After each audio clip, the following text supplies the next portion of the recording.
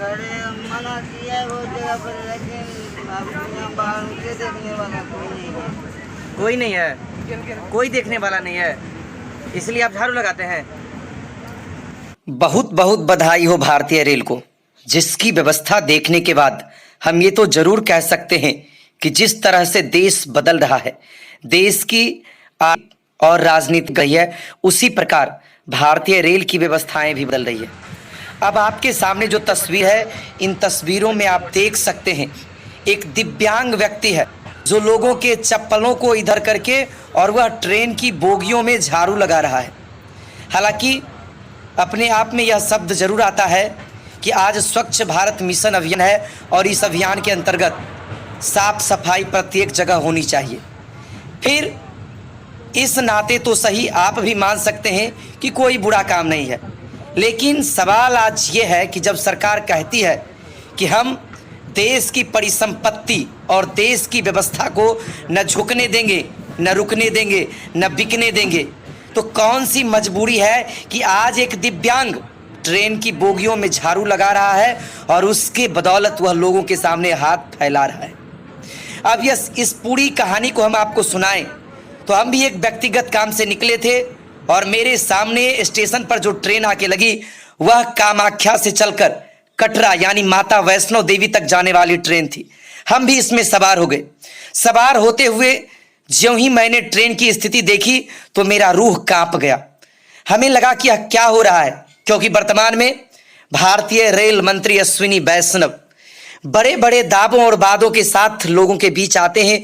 जब वह press media के सामने होते हैं तो एक से एक उपलब्धियां गिनवा देते हैं। न जाने कश्मीर से लेकर कन्याकुमारी तक रेल को चलाने की कवायद, और फिर बड़े बड़े महानगरों में चाहे वह मेट्रो ट्रेन की बात हो या बुलेट ट्रेन की बात हो, बड़ी आसानी से कह डालते हैं और संबोधित भी कर डालते हैं। वह देश के आर्थिक के साथ साथ रोजगार की बातों को भी भारतीय रेल से जोड़ देते हैं।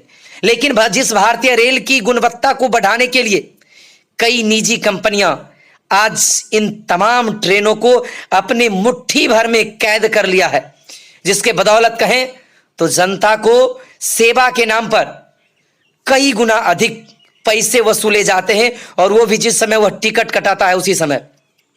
अब सवाल यह है कि कामाख्या से लेकर कटरा तक जाने वाली या माता वैष्णो देवी ट्रेन में जो साफ कर रहा है एक दिव्यांग व्यक्ति है।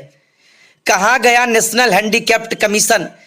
कहां गए विकलांगों को दिव्यांग कहने वाले वो सूरवीर सूरमा जो कहते हैं कि अरे हम तो भिखारी हैं और हम लोगों की सेवा में लगे हुए हैं। जरा गौर से देखिएगा, एक दिव्यांग की दर्द भरी ये कहानी, इसको देखने वाला कोई नहीं है। और यह आपके सिस्टम पर एक जोरदार सा तमाचा है, क्योंकि आप ना जाने एक ट्रेन को एक मर्तबा चलाने में कई लाख रुपए खर्च कर देते हैं मेंटेनेंस के नाम पर। कच्चा चिट्ठा तैयार करते हैं कि हमने इतने लोगों को सुविधा मुहैया करवाया, लेकिन साहब यदि मुहैया हुई जो तस्वीरें के सामने है वह क्यों? मैं आपको बताता चलूं कि इसमें काम करने वाला किसी कंपनी का कोई व्यक्ति नहीं, भारतीय रेलवे कर्मचारी नहीं, बल्कि एक दिव्यांग व्यक्ति है। और वह यदि सफाई नहीं करे, ट्रेन की स्थिति बस से बदतर थी। पैसेंजर नाक बंद करके यात्रा कर रहे थे। भला बताइए वह कैसी स्थिति रही होगी, किस विडंबना में लोग इस ट्रेन में सफर करते हैं। कौन इस तमाम सवालों को पूछेगा? कि यह वर्तमान का भारतीय रेल है। यह वह रेल है जो देश के विकास में सदैव तत्पर है, देश के नियोक्ता का सबसे बड़ा साधन है, सबसे अधिक कर्मचारियों वाला यह कहा जाने वाला भारतीय रेल महानगर उपनगरीय सेवाओं से सुसज्जित लोकल और तमाम तरह की गाड़ियों के परिचालन करने वाले इस भारतीय रेल की जो दुर्दशा है, उसकी जो व्यवस्था है, इस पे भला आप क्या कहेंगे? आपके कमेंट का भी हमें इंतजार रहेगा।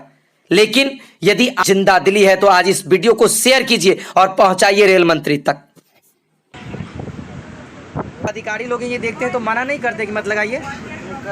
मना किया है वो जगह पर, लेकिन अब यहाँ बाहर उसे देखने वाला कोई नहीं है। कोई नहीं है, कोई देखने वाला नहीं है, इसलिए आप झाड़ू लगाते हैं। आप रहने वाले कहाँ के हैं? कब से आप ये झाड़ू लगाते हैं? बहुत दिन से। यह है भारतीय रेल के सफाई का कच्चा चिट्ठा।